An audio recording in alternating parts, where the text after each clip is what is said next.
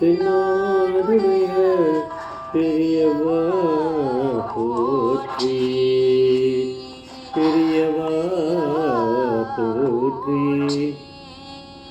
பெரியவா எந்நாட்டவர்க்கும் இறைவா போற்றி, இறைவா போற்றி, இறைவா சர்வஜா சர்வவியாபி மகாபெரியவா சரணம், மகாபெரியவா சரணம், சர்வஜா சர்வவியாபி மகாபெரியவா சரணமாய பிறப்பருக்கும் மகாபெரியவா போற்றி, மாய பிறப்பருக்கும் மகா பெரியவா போற்றி. அபார கண சிந்தும் ஜானத சாத்திருப்பணம் ஸ்ரீ சந்திரசேகர குருவன் பணமாமதனம் கலியுதயம் காஞ்சமன் யூடியூப் சேனல் பிரத்யேகம் நம்ம மகாபெரிய பக்தர்களுக்கு ஏற்பட்டு கொண்டிருக்கும் அனுபவங்களை ஒவ்வொரு நாளும் ஒரு அனுபவம், அதுக்கு ஒரு தலைப்பு. அனுபவத்தோட தலைப்பு இன்னைக்கு போயிருக்க வேண்டியது ஜாகிரதை, இன்னைக்கு போயிருக்க வேண்டியது ஜாகிரதை. இந்த சேனலை இதுக்கு சப்ஸ்கிரைப் பண்ணாமல் பண்ணுங்க, தன்மை பாருங்கள். எபிசோடு 1766. அதில் நம்ம ஸ்ரீ நாகராஜ சர்மா அவருடைய ஒரு எக்ஸ்பீரியன்ஸை பார்த்தோம். அவருடைய கண்டினியூஷனாக இதை பார்க்குறோம். இது வேறு ஒரு மிராக்கிள் வருது. இதில் அவருக்கு ஒரு சங்கல்பம் என்ன அப்படின்னா, ஆதிசங்கரர் எந்த ஒரு குகையில் அவருடைய ஆதிசங்கரோட குரு பார்த்தவர் சன்னியாசி தீட்சை வாங்கிட்டாரோ அந்த குகையை கண்டுபிடிக்கிறது தான் அவருடைய இது சங்கல்பமாக எடுத்துட்டார். அங்கே நிறைய உழைச்சிருக்கார் அவர். தண்டலம் நாராயண சாஸ்திரிகள் அவர் எழுதின சங்கரா அண்ட் ஷண்மதம் அப்படிங்கிற ஒரு இதுலேருந்து ஒரு கட்டுரை எடுத்து படிச்சிருக்காரு. பிஜி பால் அண்ட் கோ எழுதினதில் சாம்பல் காட் கிட்ட இருக்க ஆதிசங்கரர் அங்கே ஏதோ ஒரு இடத்துல தங்கியிருக்கார், அங்கே தான் அவருக்கு சன்னியாசி தீட்சை கிடச்சிது அப்படின்ற மாதிரி எழுதியிருக்காராம். ஜபல்பூர் காரர் இன்னொருத்தர் சுவாமிகள் ஸ்வரூபானந்தா அப்படிங்கிறவர் ஜோஷி மட்டை சேர்ந்தவர். அவர் அங்கே வந்தாராம். வந்தபோது அவரை தரிசனம் பண்ணி அவர்கிட்ட கேட்டாராம். ஆதிசங்கரர் குகை பற்றி கேட்டபோது அவர் ஒரு குகையை பிடிக்கிறதுக்கு ஒரு ரூட் சொன்னாராம். ஆனால் அதில் அவருக்கு ஃபார்மாக நான் இல்லைன்றதையும் இவர் புரிஞ்சுட்டாராம். அவர் நாகராஜ் சர்மா அவருக்கு இதுவாக தெரியலன்னு. அதுக்கப்புறம் வேறு நிறைய உழைச்சிருக்கார். அதாவது ஒரு தடவை இவர் கிளம்பி ஒரு மலை பாதை வழியாக போயிருக்கார், காட்டு பாதை வழியாக. அந்த இடத்துல பார்த்தா அந்த குகையை தேடிகிட்டே போயிருந்த போது அவருக்கு நல்ல காலம் யாரோ ஒரு குகன் தானே, வேடன் முருகர் தானே வருவார். அது மாதிரி யாரோ ஒரு வேடன் ஒருத்தரை துணைக்கு வந்திருக்கார் அந்த ஊர்க்காரர் அப்படின்னு சொல்லிட்டு அது மாதிரி இருக்கலாம்னு நினச்சி அவர் வந்தாராம். அவர் பின்னாடி வந்தார், இவர் முன்னாடி போனாராம். அந்த காட்டு பாதையில் ஒரே காடு மயமாக இருக்குது, எல்லாம் செடி கொடிகளாக தொங்குறது. அது உள்ள இவர் முதல்ல போகிறாராம், பின்னாடி அந்த இவர் வராராம்.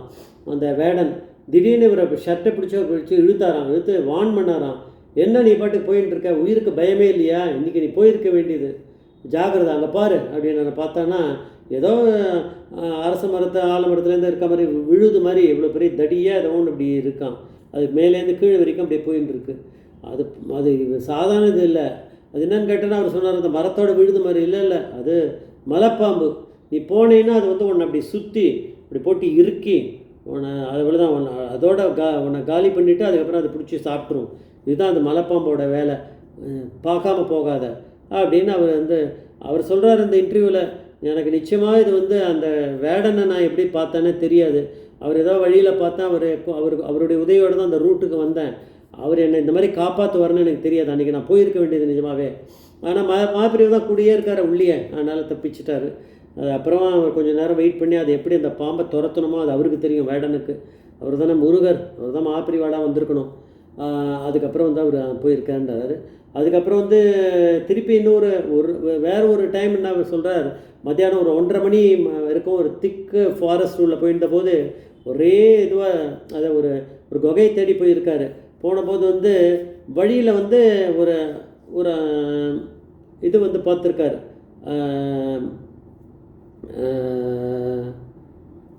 ஒரு குகை ஒன்று பார்த்துருக்கார். ஆனால் அதுக்கு முன்னாடி ஒரு புலி அந்த குகை முன்னாடி உட்காந்துட்டுருக்கு. அப்புறம் அந்த உட்காந்துட்டுருக்கிறத விட இவரை பார்த்துருந்தே இவருக்கு கூட போன இன்னொரு ஆதிவாசி, அந்த ஆதிவாசிக்கு மரம் ஏற தெரியும், டக்குன்னு மரத்துக்கு மேலே ஏறிட்டார். இவருக்கு சொல்கிறாரு நாகராஜ் சர்மாவுக்கு, மரம் ஏறினதே கிடையாதுன்றாரு. எப்படி ஏறினார்? பயத்தில் இருந்தால் கூட எப்படி ஏற முடியும்? பயத்தில் ஏறினா நம்ம கீழே தான் பொத்துன்னு விழுவோம். ஆனால் ஏறின்ட்டார். ஏற மேலே இருந்துட்டு அப்புறம் அந்த புலி போய், பெரிய புலி அது போய் அதனுடைய 4 குட்டியை கூட்டின்னு வந்தது. அது ஸ்லோவாக இந்த அங்கேயே இருந்து தான் அது ஒரு கொஞ்சம் நேரம், அரை மணி நேரம் உட்காந்து இருந்துட்டு அதுக்கப்புறம் கிளம்பி போச்சான். அது இவ ஓசப்படாமல் இருந்த உடனே கிளம்பி போயிடுத்து. அதுக்கப்புறம் தான் இவன் ஃபர்தராக போயிருக்கான்றாரு. இது 2 சம்பவமே மகாபெரியவருடைய அனுகிரகம் இல்லாமல் நான் தப்பிச்சிருக்க முடியாதுன்றாரு. அதுக்கப்புறம் வந்து இன்னொரு தடவை வந்து அவர் இதை கிளம்பி இந்த மாதிரி தேடிட்டு போயின்னு இருக்கும்போது ஒரு கிராமத்துக்கு வந்து கிட்டத்தட்ட கோட்டே காவுங் அப்படிங்கிற இடத்துலேருந்து ஒரு 36 கிலோமீட்டருக்கு நடந்தே போயிருக்கார். வேறு எந்த டிரான்ஸ்போர்ட்டேஷனே இல்லை. அப்போ அந்த இடத்துல போய் நதியோட ஒரு பார்ட் இருக்குது, நர்மதாவோட ஒரு பார்ட்டு. அந்த கிராமத்தார்கிட்ட விஷயத்தை அதை கேட்குறதுக்கு தான் போயிருக்கார். அவள் சொன்னாலும் அந்த மாதிரியான குகை இங்கே இருக்க மாதிரி தெரியல, இந்த நதியை கிராஸ் பண்ணி அந்த பக்கம் போனால் தான் போக முடியும், அங்கே ஏதோ ஒரு குகை இருக்குதுன்னு அவள் தகவல் சொன்னோடனே யாரோ ஒருத்தர் வந்து அந்த டோங்கா அப்படின்னுவா, சின்னதாக இருக்குமா. அதாவது ஒரு 5 அடி நீளமா, 2 அடி அகலம், அவ்வளோதான். பார்த்துக்கணும் அது எப்படி ஓட்டின்னு போகிறது, யார் ஓட்டுவா? அவர் ஓட்டுவார் போல இருக்குது, வேறு ஒரு ஆள். இவர் அதில் உட்காந்துட்டு 2 பேருமா உட்காந்துட்டு அதில் போடுறார், பேலன்ஸ் பண்ணி. ரொம்ப போகிறது கஷ்டன்றார். அதுவும் நர்மதா வந்து எவ்வளோ ஃபாஸ்ட்டாக போயின்னு இருக்கும், அதில் எப்படியோ போயிருக்கா. ஆனால் ஒரு வழியில் கொஞ்சம் எப்படியோ உடம்பு ஆடினா கூட பேலன்ஸ் போய் விழுந்துடும் போல இருக்குது. ஒரு இடத்துல கவுந்துருத்து டோங்கா, அதாவது கவுத்துட்டா. இவர் தான் சொல்கிறார், தானுடைய மிஸ்டேக் தான் ஒத்துக்கிறார். அது கிட்டத்தட்ட உள்ள சொயின்னு கீழே நர்மதா உள்ளே போனாராம். நீச்சல் தெரியும் இருந்தால் கூட ஒரு 60-100 அடி எவ்வளோ போனான்னு தெரியாது, உள்ளே போயிட்டு அதுக்கப்புறம் மேலே வந்துட்டாராம். நல்ல காலம் ஒரே ஒரு நீச்சல் இது பண்ணி மேலே வந்து தம் பிடிச்சி மேலே வந்துட்டேன். அப்புறம் அந்த ஆளும் அந்த டோங்காவை வந்து கட்டி ஒரு கயத்தில் 2 பேருமா நீந்திண்டே அந்த பக்கம் கரைக்கு வந்து அப்புறம் பார்த்துட்டு அது போயிருக்கா. அது ஃபெயிலியர் அவளுக்கு வந்து ஒன்றும் அதை கண்டுபிடிக்க முடியலை.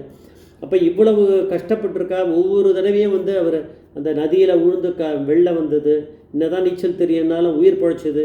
இந்த புலிக்கிட்டேருந்து அவர் பிழைச்சது. அப்புறம் அந்த மலைப்பாம்பு முக்கியமாக உயிர் போயிருக்கணுன்றார், அது பிழைச்சது. இது எல்லாமே மகாபெரியோட அனுகிரகம். எங்கேயோ பெரியவா வந்து அங்கே தேனாம்பாக்கத்தில் உட்காந்துட்டு இவருக்கு அனுகிரகம் பண்ணியிருக்காரு. ஏன்னா அவர்கிட்ட சொல்லிட்டு தான் அவர் வந்திருக்கார், இந்த மாதிரிலாம் வேலையை பண்ணிட்டு இருக்கார். அப்படின்னும் போது பெரியவா அனுகிரகம் இல்லாமல் நான் உயிர் பிழைச்சிருக்க முடியாதுன்றார். இன்னும் அவருடைய நிறைய தொடர்ச்சி இருக்குது. வேறு ஒரு இதில் ஒரு பெரிய மிரக்கல் இருக்குது. அதுக்கப்புறம் தான் அவர் வந்து இந்த ப்ராஜெக்டை முடிக்கிறார் நம்ம நாகராஜ் சர்மா. ஜெய் ஜெய்சங்கர் மகாபிரிய பாதவே சரணம், மகாபிரிய பாதவே சரணம்.